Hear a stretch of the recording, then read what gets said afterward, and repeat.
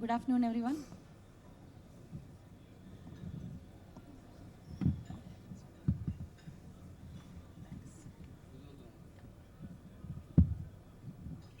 Good afternoon, everyone.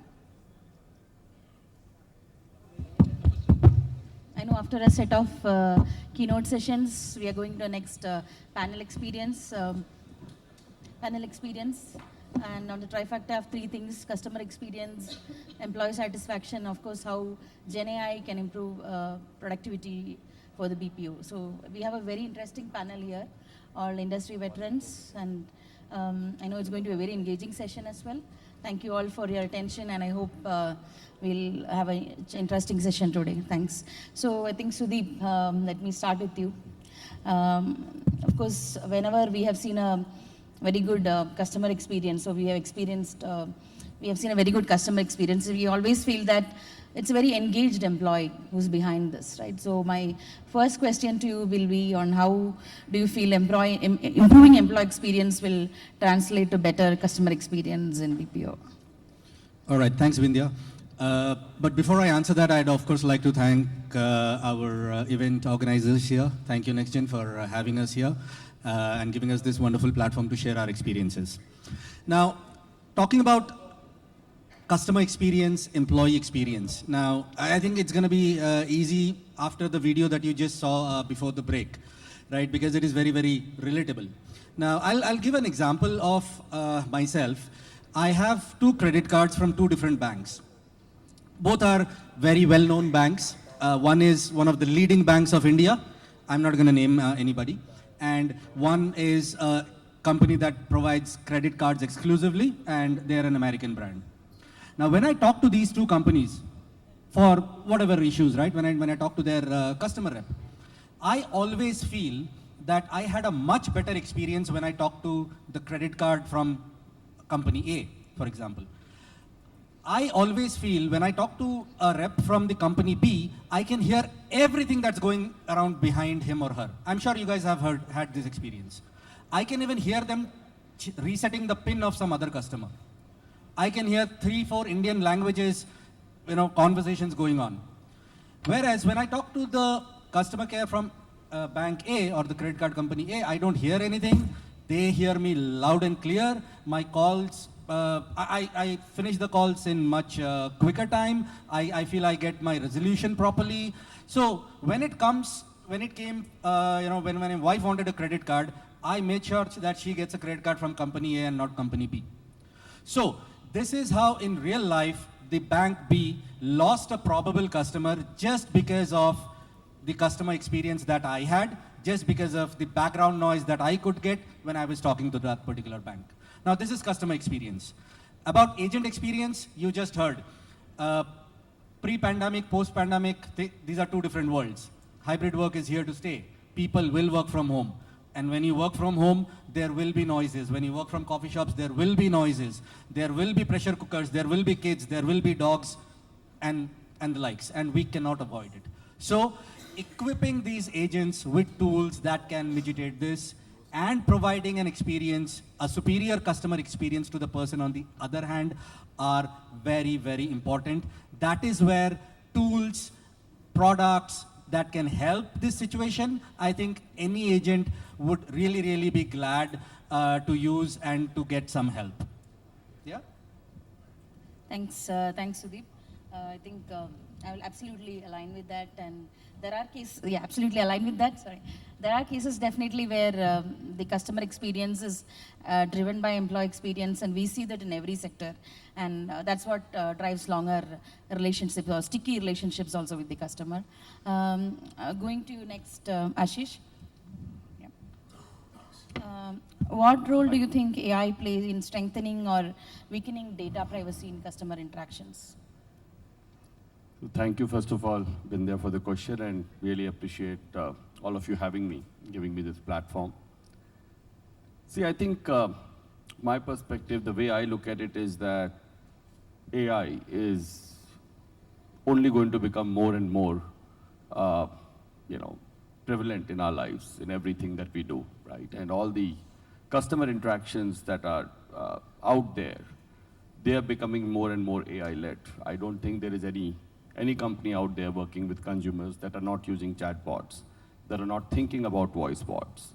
Or I don't know of many contact centers that are at least not thinking about strategies for assisting their customers or assisting their agents with AI-based tools.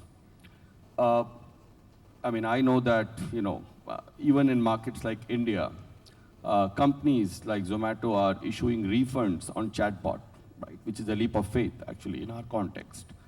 So as we see AI is going to become more and more embedded in our customer interactions, while I think Sudeep was saying that, only 15 to 20% of the people are comfortable talking to AI. They would prefer a human on the other end.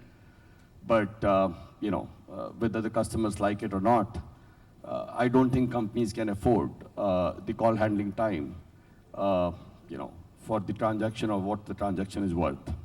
So we'll see more and more of this happening. With that, data privacy assumes significance. Technology is, end of the day, just a tool. Data privacy is a bunch of policies and procedures that experts write up.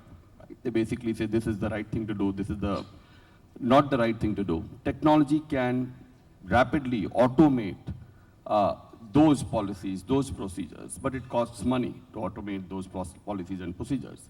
So that's the good of what role AI can play in that automation of those data privacy policies or procedures. But I think a bigger question is that, do companies want to invest in it or not? Do they place sufficient importance on data privacy or not? Do they want to spend on those tools or not? And that is exactly where I think the migration or moving the customer interactions to AI can also become a big risk or a big exposure, right, for our data privacy. There was another example that I just heard him say that, other customers can hear the PIN of, someone else's customer, or someone else, somebody can hear my PIN. So these are basically exposures, real life exposures that we live with. Whether or not we will be using technologies the right way to improve data privacy, or we will use technology not the right way to create exposure for data privacy, is a function of how much we want to spend on data privacy, where do we want to draw a line. And there are some markets that take data privacy more seriously than others. Europe takes it more seriously than US. US takes it a lot more seriously than India. And I think that's really the question that we need to solve, that how important data privacy is for you or for the companies that are making the investment. That's my honest take on it. Thank you, Ashish. I think definitely having a data privacy office as well as a responsible AI office for any organization is very critical in the long run. And yeah, I'll move to you, Neeti, now. What do you think are some of the real-world examples of how Gen AI is transforming the BPO operations? Yeah, thanks, Midya, for the question, and thanks for having me. So BPO industry is something that has been, I would say, to be very candid, at the receiving end of all the technology disruptions, right? We do not create those technologies, but we need to use those technologies.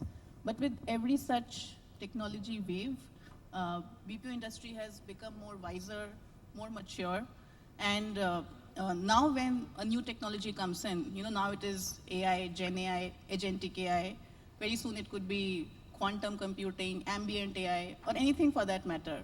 But now BPO industry has started to look at all technologies with the lens of business outcome, rather than getting attracted to shiny objects. I want AI, but I don't know why. That's not the attitude anymore. That is why the real life examples that we see now, which are becoming more prevalent, are more focused on business outcomes. Like, what will I get out of it, rather than just being the first mover in this space. So I'll give some very common examples that we are seeing in the industry, in our customers, that are getting into production, right?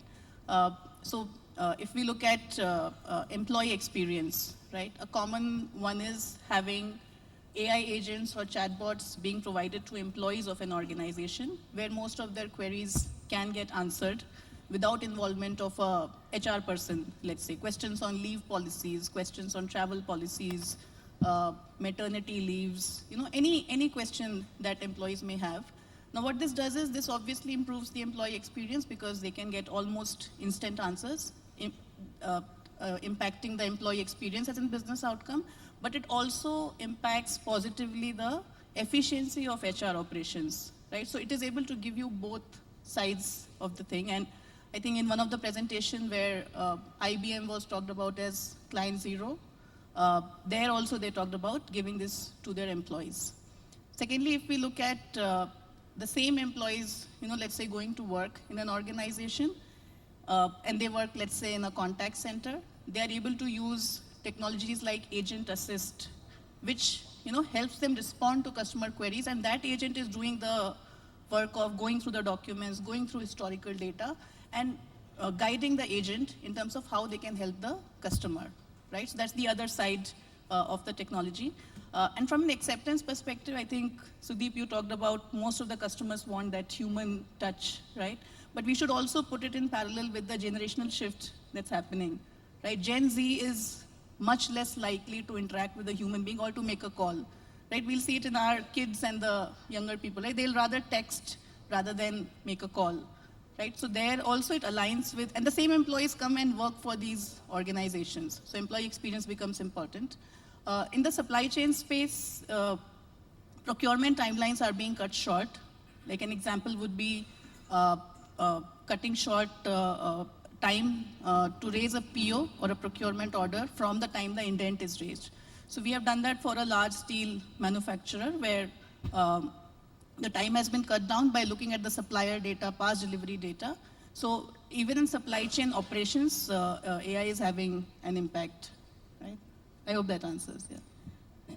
Yeah, thanks, Niti. I think we are also looking at, from an organizational standpoint, how AI can help you enable more your workplace and workforce so that you can become more productive.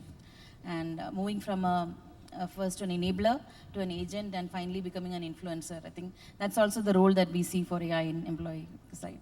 Yeah, let me come to Vijay. And, what are the strategies which have worked best in keeping frontline BPO employees engaged, especially in those high-pressure roles? Okay, and this is a very tough question. Okay, I've been in the industry for 25 years, and I'm sure all of you are, every survey that HR sends, employee engagement scores will be the lowest across, right? CNB, rewards and recognition. And then there is always an action plan to fix it, but the score never goes beyond a few points. We all agree. If you take any other score, it will be high, but employee engagement is a very, very tough thing to do. So in the context of BPO industry, it is even more difficult. The folks working in the industry do not stay for long, right? They're very, very short term. They stay for maximum 2 to 3 years. That itself is a big thing. It's a life journey for 3 years if they stay or longer. And keeping them engaged, given that they are a Gen Z, millennial kind of a workforce, besides doing the standard things, rewards and recognition, offsites, team lunches, ensuring that there are well-being, employee well-being initiatives, all of those will have to be done. Those are hygiene factors. Besides that, what we have seen that works in the industry, especially with this Gen Z population, is instant. Everything has to be instant. Because they typically work in shifts, right? What works for them is instant gratification. So if they have been recognized for something that they have done, their name should go up. So I'm not sure how many of you have been in a BPO setup or seen how operations run. Okay, I would recommend if you are working in a BPO organization to go and see. It is very, very challenging. And so they will have these boards where they would say, okay, today in this shift, this person was the best performer. That is far more exciting for the individual rather than getting an award 3 months later. Okay? Instant gratification means instant award. He needs to be recognized instantly there by the shift supervisor or the shift manager that he is the best performer or the couple of people who have performed. So that is one thing. That excites them, motivates them to come and do better in the next shift. Second is instant awards. Now, in the industry, it is very prevalent to give out hundreds of certificates. Best performer, best pat on the back, best disruptor, best innovator. Those pieces of paper do not matter to employees of Gen Z. Instant cash incentive has to be given. That's what works. Period. All of us will agree. You will also like if your manager said, okay, you did today very best, here is 10,000 rupees, right? Instead of saying, okay, I'm giving you one big plaque with some golden embossed in best innovator, that generation I'm talking about, right? So instant cash awards is very critical. We can't give physical cash, which makes it more impactful, but then all these companies are portals where the money gets credited instantly and they can buy whatever they want to buy. So instant cash is the second thing that they want to do. The third thing is, as part of instant is feedback. What we have seen is this generation is very vocal, right? So there are boards which we started to put out, and we write what's going well, what's not going well. We were stunned when we started to do this very recently in terms of the feedback. So, very simple things. Hey, I'm not getting my shift incentive on time because my login, log off time was not correctly credited. I have noted my login, log off time, your system shows different login, log off time. So I got less money. I mean, the kind of visibility that you get to feedback, and we are supposed to resolve this again instantly. So we have to sign off saying, the shift supervisor will sign off saying, this will be resolved in 24 hours. It will be resolved, money will be credited or debited, whatever is the case.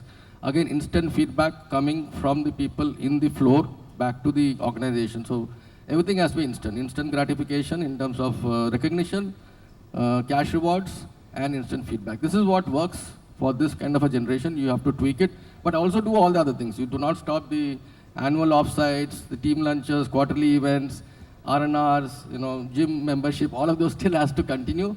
But in the context of, it's a very high pressure job, and I'm not sure if any of you have gone there, but these are some things that have worked, or will continue to work if you can look at it. Thanks, Vijay.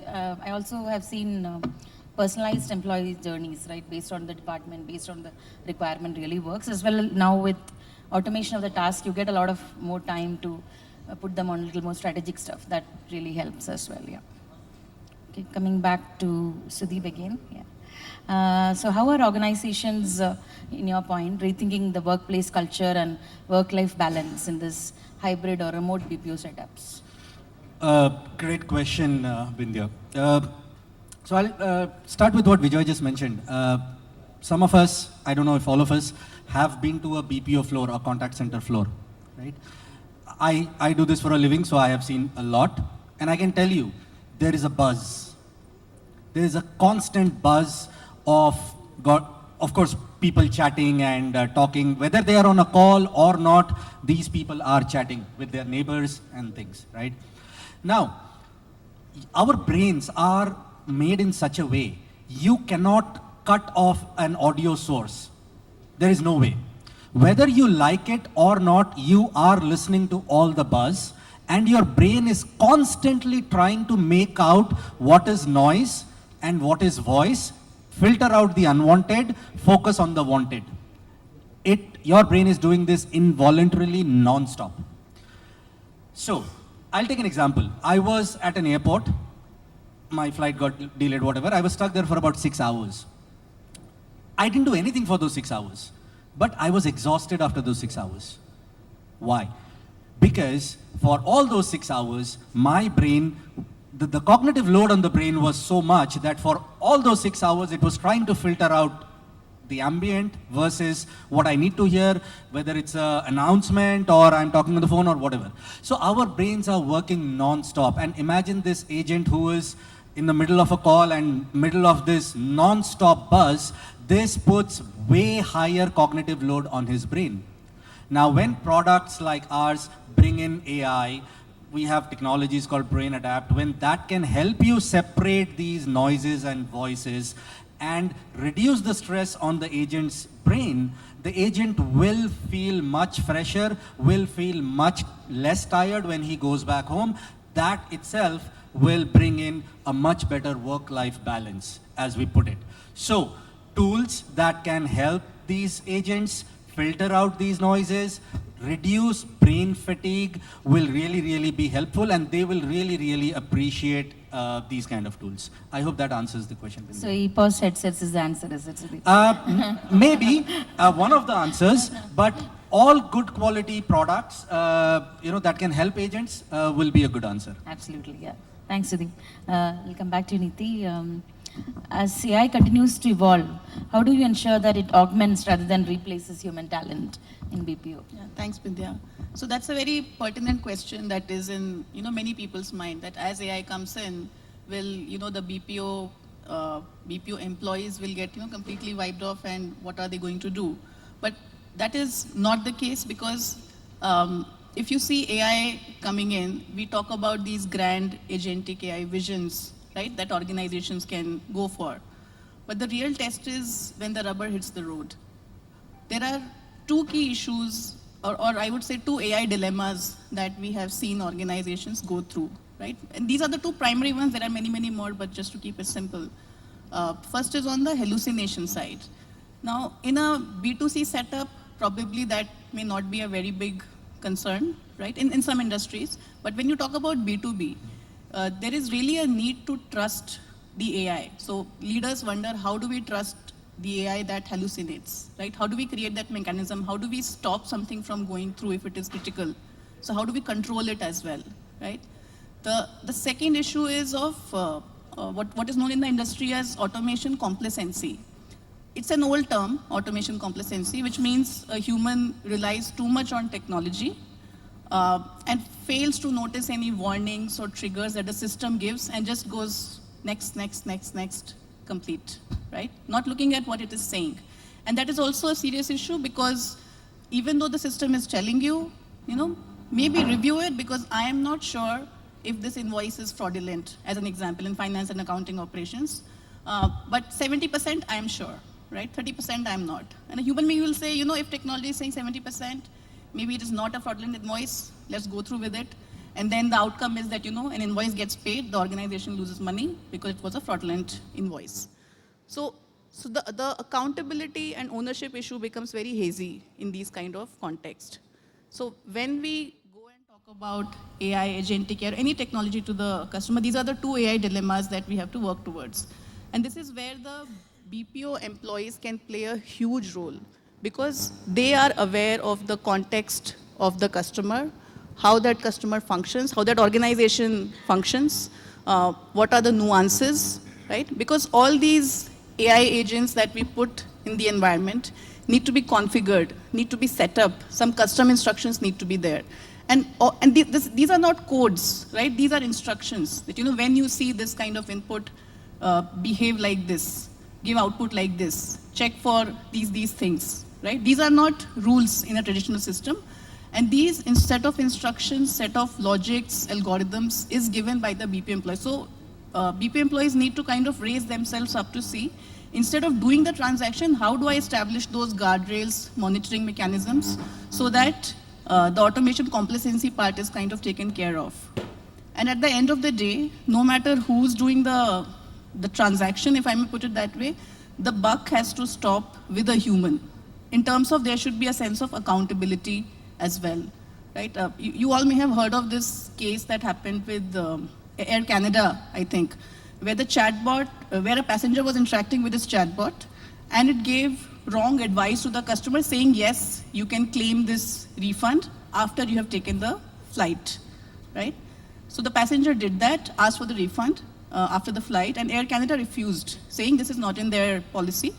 But the passenger said, your chatbot said that. It went to the court ruled in favor of the passenger, saying it is your chatbot, whatever it does is your responsibility. No matter you put that small caveat, GenAI is experimental, go to this link and all that. So the buck has to stop with the human in terms of accountability. So this is where the BPO employees can upskill and play that role to make sure any operations AI remains accountable, and we do not become complacent even if it is deployed in operations. So the focus should be on augmenting the human skills and not replacing, is what Yes. I also believe, because critical problem solving and empathy and all of that is something we need to build in, right? Absolutely. Thanks Niti. Come to you, Bijoy. What kind of leadership do you believe is needed for this AI-driven and privacy-focused era for BPOs to thrive?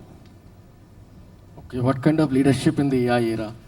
See, every speaker in the keynote in the morning spoke about how they are delivering AI for customers, right? So from a stakeholder standpoint, customer standpoint, AI is required and there's no other way to, we can escape from it. So all organizations will align, will ensure that they are building the right set of solutions using AI for customers.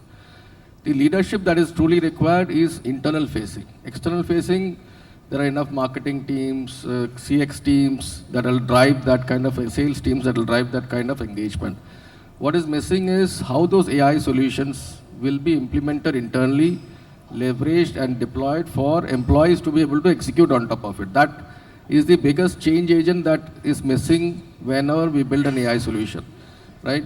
I think IBM speaker spoke about how they are using the Watson X internally to test the product before taking it to, they'll be in the client zero, drinking their own champagne. Something very similar would have to happen with the AI journey to be able to ensure your products are good, they are scalable, and they work with the right set of governance and control so the customers can trust you. That is one. Second is in a BPO context, given the fear that Niti also spoke, right? Employees' jobs will be lost. So to be able to articulate a clear vision that AI is going to augment the BPO agent, not replace the BPO agent, right? To a large extent, in case of, let's say BPO agent, there are tickets that can be triaged using an AI agent. And level 2 can be done by the actual BPO agent. I was speaking to somebody outside who's from an insurance company. He said, irrespective of how much of AI we use, we want to speak to a human. At the end of the day, insurance business is complex. We would need to speak to a human, right? The other thing is more and more people are getting older, living longer. They are not very tech savvy. They still want to speak to a human. So humans will remain in the loop, but ensuring that you are able to educate and upskill your AI agents to use, your BPO agents to use AI tools is very, very critical. That change management, if you don't do, then they will not use the AI tool correctly, and you will have failures with your customers. So I think that leadership is very critical to drive internally to be successful across the board in the market with your customers. Thanks, Vijay. It's also about, I guess, constant communication to your employees on how you can give them more bandwidth by automating the mundane task, how you can create personalized learning journeys for them so that they stay ahead with the latest technologies and ensure we give them the confidence as well, right? Yeah. See, AI skilling is by default will have to happen. But see, across organizations, whether BPO or not, there is fear that AI, there is resistance to AI, there is fear to AI. So enabling that change management by explaining how AI truly helps them to do higher value-added tasks. Instead of doing grunt work, you're now doing tasks that are solving a customer or a business pain area. That is the vision that you would have to drive to be successful in the AI era, not just building an AI product. How that product will be used and implemented and delivered to your customer is the critical change management. Thanks, Vijay. And my final one to Ashish, as we are running close to time. What trends do you foresee shaping the future of BPOs over the next 3 to 5 years? Okay, so that's a big question. And it's a soothsayer question, right? So I get to predict the future. There is no way for any one of you to validate that, but I get that privilege. So thank you so much, Bindya. See, I think I'm hearing even in this panel a lot of interesting views about what changes AI can bring, what disruption AI can bring to how we do things today. I have a little bit more contrarian view about the extent of change that I'm foreseeing in the industry, and I'll talk with a little bit of experience, but let me step back a little bit before that. I think for the last 20 years, the BPO industry is facing two primary forces, right? The first force is the technology advancement. We've been talking about automation for the last 20 years now, right, in this industry. And that's becoming more and more center stage, and it has evolved over the last 20 years. We were not talking about AI 20 years back. Today we are talking about AI, but that's for a different reason, and it's basically more the advent of Gen AI that is making it even more accelerated. But that's one key force, technology advancement, right? The second key force is customer expectations, right? People have, our customers are expecting a lot more personalization. They're expecting, a lot more. They're getting they're getting competing, they've got options and they're going wherever their expectations are met. Hence, the industry is forced to adapt. So these two forces, in my view, will continue to shape and force this industry. We're talking about 5-year horizon. So yeah, at least for the next 5 years, I still see these two forces acting very, very clearly on this industry. And those two forces, my personal view, in the last 20 years, they've only accelerated and they will continue to accelerate.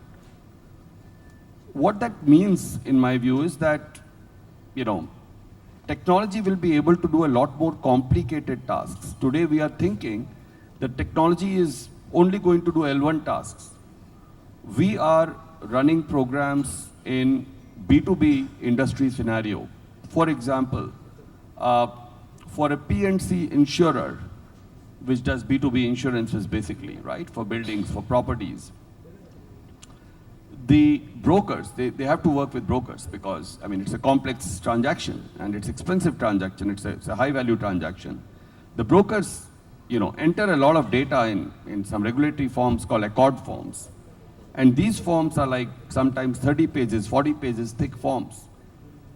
The brokers send these forms out to 20 P&C insurance companies for them to get a quotation from them. And then they pick one insurance company for the response. So it is a pretty, big differentiator for the P&C insurance company to see how quickly they can respond to that and how accurately they can get to respond to that. And there are big BPO farms sitting, reading those forms and codifying it into a structured format for the underwriters to consume. We have automated those form or data entry of those forms by reading, from handwritten notes, poor photocopies, right? We have been able to extract data from it, right? With problems that you talked about, hallucination, or exactly what you said, automation complacency. Those issues were faced, but they are also getting solved. So AI will be doing a lot more complex tasks, that's my view. And I think we will increasingly see and surprised by how it will force us to transform, to change. And if we don't do, then there'll be other companies that will do and take over our business. I think at least that's very clear in the organization I work with, which is SLK. And we are investing heavily on AI, heavily. We have got, for the size of our company, we've got 5 IPs out there. So that's one. I think on the personalization or on the customer expectation side, I think our lives will only become better. We will be spoiled for choices and will become more lazy. So I think those are all wonderful things that will happen. But I think technology advancement, I don't think we should undermine that force. It has really come off age, is my view. And in the next 5 years, we will see a very different world. It's almost like what we saw with the invention of mobile or handheld. I think we will see that kind of a transformation in the B2B or in the industry in the next 4 to 5 years. That's my personal take, but thank you. Thanks, Ashish. I think we'd have loved to open up the floor for questions, but we already got our first reminder that we are running short of time. So we'll wrap up, and definitely, I hope it's quite clear that the synergy between employee experience, customer experience, and GenAI in BPO is going to be a revolutionary change, and we are leaving you with a lot of thoughts. Thank you in the panel for the insightful discussion, and once again, wish you a good day. Thanks. Thank you so much, Ms. Bindya, for moderating this session. I would also like to thank our panelists, Mr. Vijay, Neeti, Ashish Agarwal, and Sudeep Roy. Now, to do the honors by felicitating the panelists and the moderator, I request Mr. Sudeep Roy, Sales Director of India, EPOS, to do the honors.